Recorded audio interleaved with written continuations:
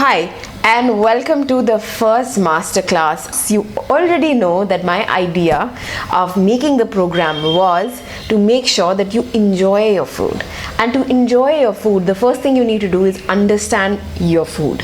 Now, you all know that food in general is divided into macros and micros. Macros being the major component nutrients in your diet, and micros being the nutrients that you require in lesser quantities. Micros we'll talk a little bit later, but before that, let's talk about the three major macros in food. Number one macro in your food is protein.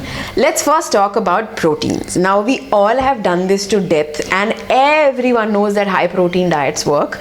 And if you're watching this, I'm assuming you would have tried a high protein, all protein, no carb diet at some point in your life. But we'll talk about that a little bit later. But before that, let's understand what protein is. Anything which is building blocks for your body is protein. Typically, carbon, oxygen and hydrogen are there in all components, but when you have proteins, you have another element where you have nitrogen also. This is the reason why when you assimilate proteins, when proteins are digested in our body, the end product always has some amount of nitrogen in it. Ammonia related products, you have urea, uric acid, all that is a byproduct of protein digestion. So basically, what do proteins do? They are building blocks of your body, as I already said. These are composed of amino acids. There are a couple of them. Some of them are essential, which our body cannot produce, and we need to have them. And some of them are non-essential. A complete protein is a protein which has all the essential amino acids in it. Now that we know what protein is, let's talk about how much protein do you need in a day.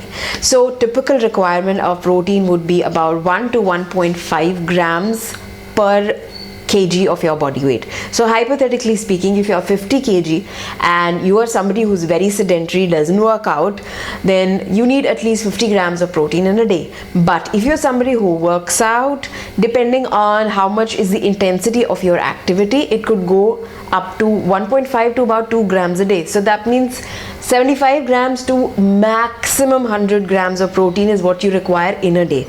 Now, what happens if you consume too much of protein? Understand that protein also is calories, and proteins and carbohydrates are the same calories, which means it will be 4 calories per gram. So if you're consuming a carbohydrate and if you're consuming a protein, both of them would give you calories. So after the limit of protein that was required by your body, if you're going to have extra protein, it's going to be converted to energy, eventually get stored as fat. So understand that protein is also calories. You cannot have excess of protein. Is there anything wrong that can happen if you have excess of protein? Of course, yes.